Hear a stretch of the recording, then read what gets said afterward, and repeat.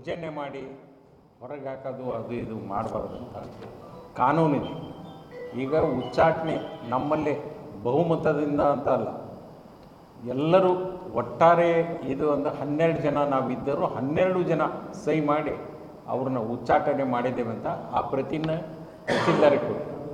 ತಹಸೀಲ್ದಾರ್ ಅವತ್ತೇನು ಹೇಳಿದರು, ನನ್ನ DCR ಕಳಿಸಿದಾರ, ನಾವು DCRಗೆ ವಿಷಯ ತಿಳಿಸ್ತೇವೆ. ಆಮೇಲೆ ಪೊಲೀಸರು DYSP ಬಂದಿದ್ದರು, ನಿಮಗೆ ಭದ್ರತೆ ಕೊಡೋದಕ್ಕೋಸ್ಕರ ನಾವು ಇದನ್ನು ಮಾಡಿದ್ದೇವೆ, ನಾವು ನಮ್ಮ ಮೇಲಾಧಿಕಾರಿಗಳಿಗೆ ತಿಳಿಸ್ತೇವೆ ಅಂತಂದು ಹೇಳಿದರು. ಈಗ ಉಚ್ಚಾಟನೆ ಒಂದು ಸಲ ನಾವು ಸಂಘದಿಂದ ಮಾಡಿದ್ವಿ ಅಂತಂದು ಮತ್ತೆ ಅವ್ರನ್ನ ಹೊಳ್ಳಿ ತೊಗೊಳ್ಳೋಂಥ ಪ್ರಶ್ನೆನ ಉದ್ಭವಿಸಂಗಿಲ್ಲ. ಈಗ ಅದಕ್ಕೇನೈತಲ್ಲ, ಈಗ ಒಂದು ನಮ್ಮಲ್ಲಿ ಒಂದು ಗಾದೆ ಇದೆ, ಆಗ ಮಠ ತಡೆದು ಆರ ಮಠ ತಡ್ಕೊಳ್ರಿ ಅಂತ. ಅದಕ್ಕೆ ಈಗ ಹೆಂಗೆ ಇದೆ ಅಂದ್ರೆ ಅನ್ನಂತೂ ಆಗಿಬಿಟ್ಟಿದೆ, ಆರಲ್ಲಿವರೆಗೆ ತಳ್ಕೊಳ್ಳೋದಂದ್ರೆ ಏನು, ಕಾನೂನು ಪ್ರಕಾರ ಅವ್ರಿಗೆ ಏನೈತಲ್ಲ ನಾವು ಇದನ್ನು ಮಾಡೋದು ಅನ್ನೋದ್ರ ಸಲುವಾಗಿ ಅಷ್ಟಕ್ಕಾದಬೇಕು. ಇದು ಎಲ್ಲರಿಗೂ ಸಂದೇಶ ಹೋಗೈತಿ, ಇಡೀ ನಮ್ಮ ಕರ್ನಾಟಕ ರಾಜ್ಯದ ಹೊರಗಡೆ ಇರೋಂಥ ಪಂಚಮಸಾಲಿ. ಯಾಕಂದ್ರೆ ಈ ವಾಟ್ಸಪ್ಪು ಮೀಡಿಯಾ ಅದು ಎಲ್ಲರಿಂದ ಎಲ್ಲರಿಗೂ ಗೊತ್ತಾಗೈತಿ.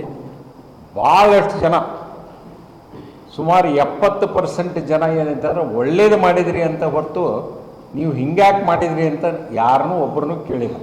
ಈಗ ನಾನು ಆ ಮಠದ ಇದು ಟ್ರಸ್ಟಿ ಅಷ್ಟೇ ಅಂತ ತಮಗೆ ಗೊತ್ತಿದ್ದಂಗೆ ನಾ ಎಲ್ಲ ಸಾರ್ವಜನಿಕ ಇದರಲ್ಲಿದೆ, ಒಬ್ಬರು ನೀವು ಹಿಂಗ್ಯಾಕೆ ಮಾಡಿದ್ರಿ ಅಂತ ಕೇಳಿಲ್ಲ. ಆಗಿದ್ದೆಲ್ಲ ಒಳ್ಳೇದಕ್ಕೆ ಅಂತ ನಾವು ತಿಳ್ಕೊಂಡ್ರಿ. ಒಂದು ನಿಮಿಷ ಅವ್ರಿಗೊಂದು